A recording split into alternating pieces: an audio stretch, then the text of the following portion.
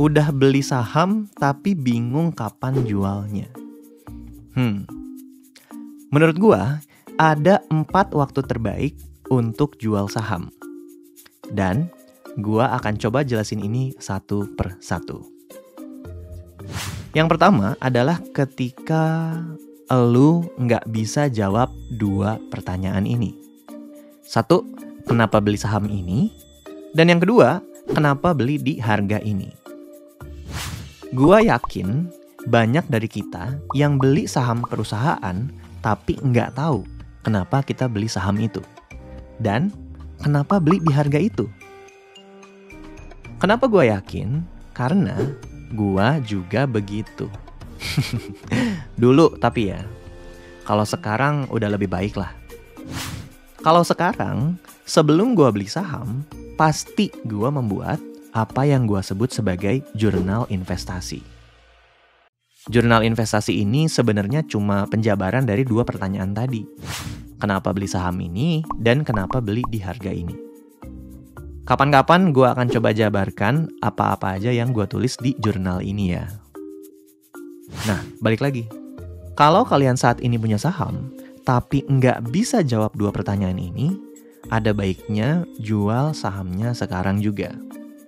Atau secepatnya lah. Jual, terus simpen duitnya, dan baru masukin ke saham lagi kalau udah buat jurnal investasi sendiri. Oke, lanjut. Kedua, ketika saham yang kita beli sampai ke harga wajarnya. Gua dalam video Kenapa Nabung Saham Bank BCA Cocok Untuk Pemula sempat bilang bahwa harga saham Bank BCA di tahun 2024 bakalan ada di sekitar 8-10 ribu rupiah per lembar. Kenapa begitu? Karena wajarnya dengan kinerja perusahaan yang terus bertumbuh seperti itu, sahamnya akan tumbuh juga harganya. Nah, hari ini 2 tahun kemudian harganya kebetulan pas banget 10 ribu rupiah per lembar. Kebetulan aja ini. Kalau gue beli saham BCA waktu itu di harga 7.000, terus ternyata hari ini harganya 10 ribu rupiah, gue akan dengan senang hati jual saham ini. Kenapa? Karena menurut gue memang sudah sewajarnya harganya 10 ribu rupiah.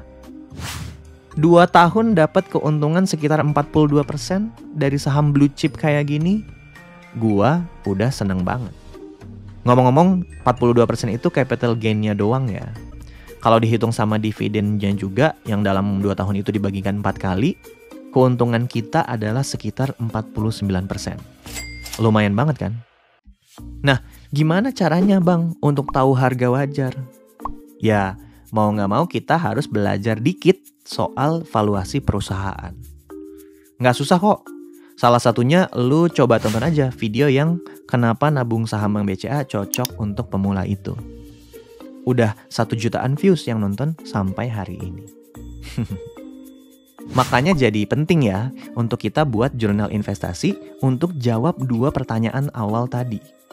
Biar bisa jawab kalau ada yang nanya, kenapa beli di harga 7.000? Ya, karena 2 tahun lagi kemungkinan harga sahamnya bisa ke harga 8-10 ribu rupiah per lembarnya.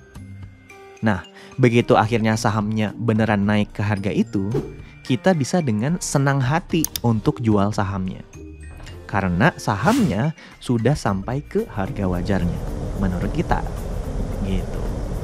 Oke? Next. Ketiga, ketika saham yang kita beli menyentuh stop loss atau trailing stop loss. Sejago-jagonya kita menganalisa suatu saham, pasti akan salah juga. Gua juga sering salah dalam menganalisa. Jangankan gua, investor sukses seperti Warren Buffett dan Peter Lynch aja pernah salah juga. Nah, kapan kita tahu bahwa analisa kita salah? Ketika ternyata kinerja perusahaan yang kita beli makin lama kok makin turun. Dan ketika kinerja sahamnya turun, biasanya diikuti sama penurunan dari harga saham perusahaan itu sendiri. Misal ada perusahaan bakso, kode sahamnya BKSO. Setelah gue analisa, sebenarnya kinerjanya bagus. Dan sewajarnya sekitar 3 tahun ke depan, kayaknya bisa nih perusahaannya tetap tumbuh kinerjanya. Hari ini harga saham BKSO Rp1.000 per lembar. Gua merasa dengan kinerja yang masih baik-baik aja ini, sewajarnya sekitar 3 tahun ke depan, sahamnya ini bisa naik 100%. Jadi Rp2.000 per lembar. Waktu berjalan, ternyata nggak lama kemudian, misalnya 3 bulan kemudian, sahamnya malah turun terus sampai tinggal Rp600 per lembar. Di kasus seperti ini, gua nggak akan segan-segan untuk jual saham itu. Kenapa? Karena dari 1.000 ke 600, itu kan artinya udah turun 40%. Dan batas toleransi penurunan harga yang bisa gua terima adalah 40%. Itulah yang disebut sebagai stop loss. Dan biasanya stop loss untuk gua pribadi ada di angka minus 40%. Kenapa harus punya stop loss? Karena satu, kita pasti pernah salah analisa. Dan yang kedua, kita harus membatasi kerugian akibat kesalahan analisa tersebut. Sehingga walaupun kita salah, kita masih punya sisa 60% uangnya yang bisa digunakan untuk investasi di saham lain. Gitu. Kalau nanti sahamnya naik lagi, gimana bang? Ya, bukan rezeki. Nah, pertanyaan selanjutnya. Apa itu trailing stop loss? Misalnya saham BKSO tadi ternyata memang beneran sempat naik. Dari 1.000 ke 1.100, terus ke 1.300, 1 tahun kemudian jadi 1.900. Ternyata setelah itu turun terus. Sampai ke harga Rp1.140 per lembar. Gua akan jual saham ini di harga Rp1.140 per lembar. Kenapa gitu? Kalau stop loss, kan tadi saham BKSO-nya dari 1.000 ternyata nggak pernah naik. Justru langsung drop ke Rp600 per lembar. Dan gua jual tuh di harga Rp600. Nah, kalau trailing stop loss, itu si saham BKSO sempat naik dari 1.000, bahkan sempat menyentuh Rp1.900 per lembar. Tapi, karena dia turun 40% dari 1.900 ke 1.140, maka dari itu gua jual saham BKSO-nya di harga Rp1.140 per lembar. Jadi sama-sama stop loss juga, tapi ini trailing. Nah, trailing kan artinya mengikuti ya. Mengikuti apa? Mengikuti harga saham tertingginya. Yang udah naik juga dari 1.000 ke 1.900. Apa sih fungsinya trailing stop loss ini? 1. Membatasi kerugian. 2. Melindungi keuntungan. 3. Menghilangkan faktor emosi. Kalau sempat naik ke 1.500, lalu drop ke 900, ya jual. Karena udah drop 40%. Kita karena belinya di 1.000, jadinya cuma dalam tanda kutip rugi 10%. Kalau sempat naik ke 1.900 kayak kasus tadi, lalu drop ke 1.140, ya jual. Karena udah drop 40%. Kita karena belinya di 1.000, jadinya untung 14% dari saham ini. Meskipun nggak jadi untung 90% ya, tapi kita tetap dapat untung 14%.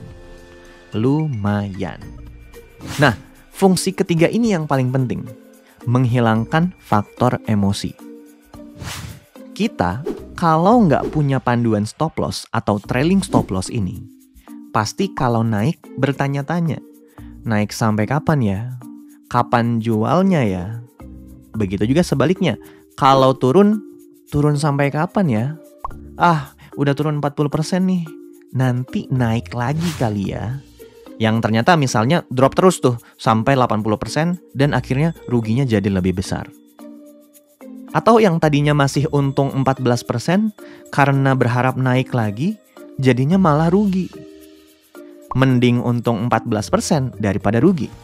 Kan gitu, ya nggak? Jadi gua wajib banget pakai stop loss dan trailing stop loss ini.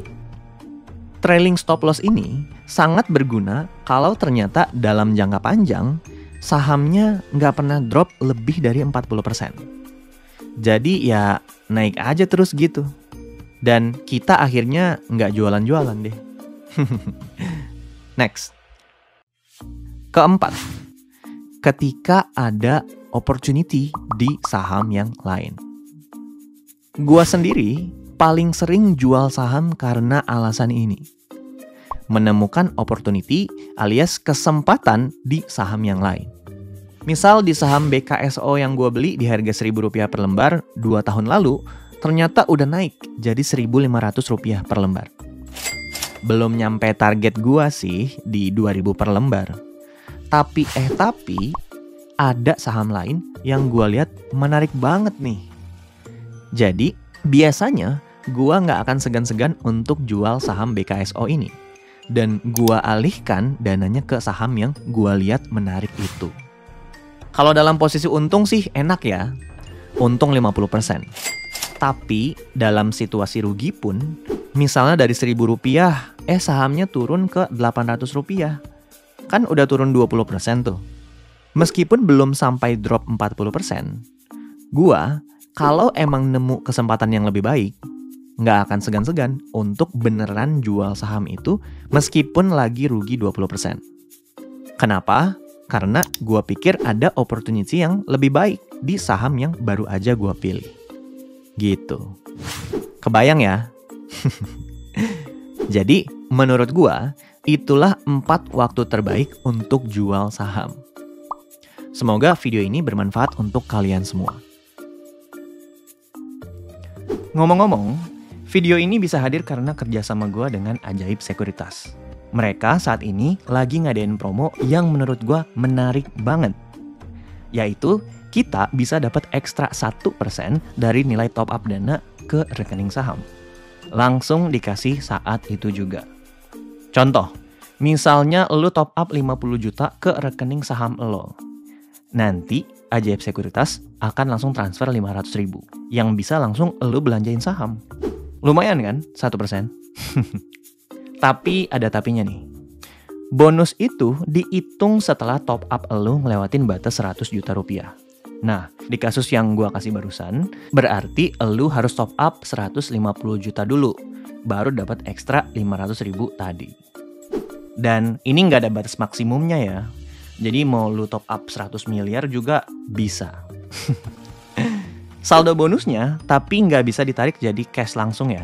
Tapi jangan khawatir, saldonya bisa dipakai untuk beli saham. Syaratnya cuma saldo yang kalian pakai untuk top up tadi wajib mengendap untuk beberapa waktu. Info lengkapnya bisa cek di bit.ly/topup-bonus biar jelas. Oke? Buat lo yang tertarik boleh langsung disikat aja promonya karena waktunya terbatas. Dan kalau belum daftar, boleh daftar pakai kode gua, saham dari nol, biar lo sekalian dapat 1 lot saham gratis dari Ajaib Sekuritas. Oke?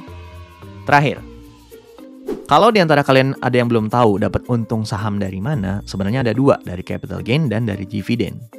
Capital gain bisa klik video yang ini, dividen bisa klik video yang ini. Terakhir, pesan gue tetap dari dulu. Jangan malu untuk belajar saham dari nol.